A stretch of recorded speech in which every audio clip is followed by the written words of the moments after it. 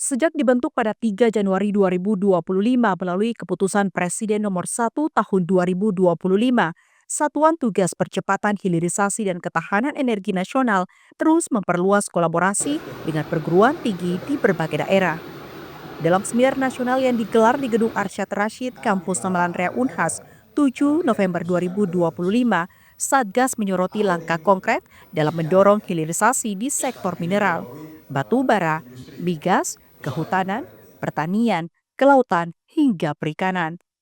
Sekretaris Satgas Percepatan Hilirisasi dan Ketahanan Energi Nasional, Dani Setiawan mengatakan, jika pada Mei lalu Presiden Republik Indonesia telah menyetujui sedikitnya 18 proyek hilirisasi strategis di berbagai daerah. Langkah ini diharapkan mampu meningkatkan nilai tambah komoditas dalam negeri sekaligus memperkuat ketahanan energi nasional. Dani menyebut karena alasan itulah pihaknya menggelar seminar di berbagai universitas. Dan Universitas Hasanuddin menjadi kampus keempat pelaksanaan seminar setelah sebelumnya digelar di Universitas Airlangga dan sejumlah perguruan tinggi lainnya. Ada 3 kawasan yang memiliki potensi besar sumber daya alam, yakni Sulawesi, Papua, dan NTT. Disebut memiliki potensi besar sumber daya alam yang dapat dimanfaatkan untuk mendukung 18 proyek strategis tersebut.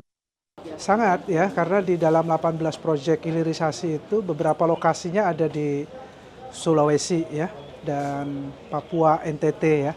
Saya kira di tempat inilah yang kami pikir memang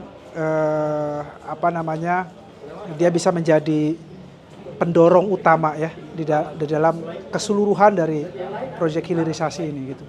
Jadi kolaborasi antara universitas dengan pemerintah itu satu kunci pentingnya bagaimana riset-riset yang dilakukan di kampus juga bisa mendorong produk-produk atau komoditas hilir ya, atau biasa di kampus kita sering mendengar juga hilirisasi riset ya kan, bagaimana riset-riset yang sudah terjadi itu bisa sudah dilakukan itu juga bisa terkoneksi dengan industri ya, dengan penciptaan lapangan kerja baru gitu.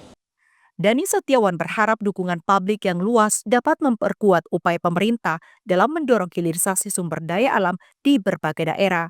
Harapannya tentu bagi kami ada dukungan publik yang luas ya, terutama teman-teman mahasiswa sivitas akademika yang melihat ini sebagai satu peluang bagi kita untuk menjadi lebih maju ke depan ya. Indonesia baru yang tidak hanya mengandalkan bahan mentah ya sebagai mesin dalam pendorong ekonomi, tapi juga menghasilkan inovasi-inovasi baru, peningkatan sumber daya manusia, sehingga arah dari kebijakan hilirisasi ini makin kuat ke depan, dan yang lebih penting bagaimana kita bisa membangun industri nasional kita lebih kuat yang berbasis pada sumber daya alam ini. Wakil Rektor Bidang Kemitraan Inovasi Kewirausahaan dan Bisnis Unhas, Profesor Dr. Engineering Adi Maulana STMPIL, yang tampil sebagai pembicara, menyoroti pentingnya keterpaduan antara ilmu dan teknologi dalam hilirisasi sumber daya alam. Menurut Profesor Adi, Unhas telah memiliki kekuatan riset, teknologi, hingga telah mengembangkan perusahaan dan jaringan kemitraan industri sebagai bentuk nyata dukungan kampus terhadap agenda hilirisasi nasional.